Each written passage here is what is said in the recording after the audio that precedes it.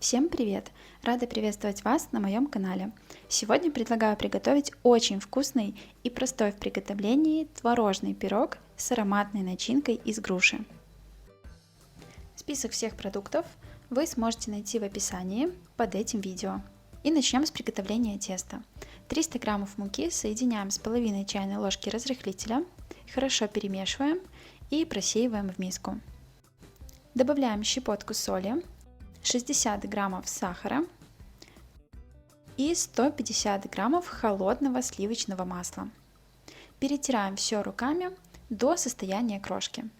Для удобства масло я заранее нарезала на кубики, но также можно его хорошо подморозить и натереть на крупной терке, периодически окуная в муку. Буквально пару минут и крошка готова. Пока убираем ее в холодильник и займемся приготовлением начинки. В миску я уже положила 500 граммов творога. Он может быть любой жирности. У меня сегодня 9%. К нему добавляю 100 граммов сахара и вбиваю 2 яйца. По желанию можно добавить немного ванильного сахара. Затем тщательно пробиваем все блендером до однородной консистенции. Если нету блендера, тогда творог можно перетереть через сито и затем лопаткой перемешать все продукты. Еще я советую попробовать очень вкусный и простой в приготовлении торт «Золотой ключик» с кремом из вареной сгущенки. Подробный рецепт уже есть на моем канале, ссылку оставлю в описании. Также оставлю ссылку на свой телеграм-канал, где я делюсь простыми и домашними рецептами в удобном текстовом формате. Можете зайти, посмотреть и подписаться. В итоге должна получиться вот такая нежная и однородная масса. Теперь подготовим грушу. Понадобится 200-300 граммов. Ее нужно очистить от кожуры, удалить семечки и нарезать на мелкие кубики. Для такого пирога я советую выбирать грушу твердых сортов, например, конференция, так как она лучше переносит долгое выпекание, не разваривается и хорошо сочетается с мягкой творожной начинкой. Также вместо груши можно использовать и другие ягоды или фрукты. Конечно, здесь уже на ваше усмотрение. Нарезанную грушу добавляем к творожной массе. Еще раз все хорошо перемешиваем и начинка готова. Теперь достаем крошку из холодильника, отделяем большую часть и перекладываем в форму. Я использую диаметром 20 см, но также подойдет и 22 см. Донышко я застелила пергаментом, а бортики ничем не смазывала. Хорошо прижимаем донышко и затем формируем бортики. Переход между донышком и бортиком старайтесь сделать минимальным. Оставшаяся часть крошки пойдет наверх торта. Выливаем начинку в подготовленную форму и распределяем ее ровным слоем. Сверху распределяем оставшуюся крошку.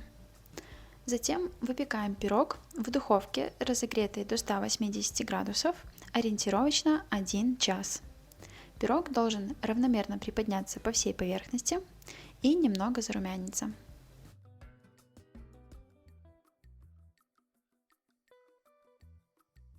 У меня пирог уже готов.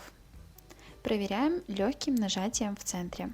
Вся масса должна хорошо пружинить, а сверху он должен подрумяниться. Сразу из формы ни в коем случае доставать нельзя. Нужно дождаться, пока пирог полностью остынет. Можно оставить при комнатной температуре или, например, приготовить вечером и оставить в холодильнике на ночь.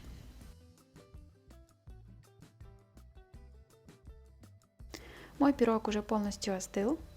Аккуратно прохожусь ножом по краю, снимаю кольцо, перекладываю на подложку и убираю пергамент.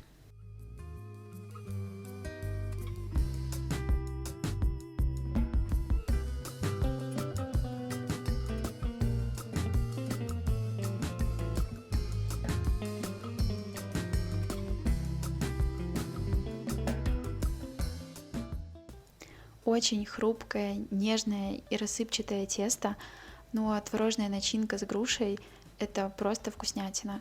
Пирог просто тает во рту. Он получается в меру сладкий, поэтому если любите более сладкую выпечку, то смело можете увеличивать количество сахара. Такой пирог гарантированно понравится как взрослым, так и детям.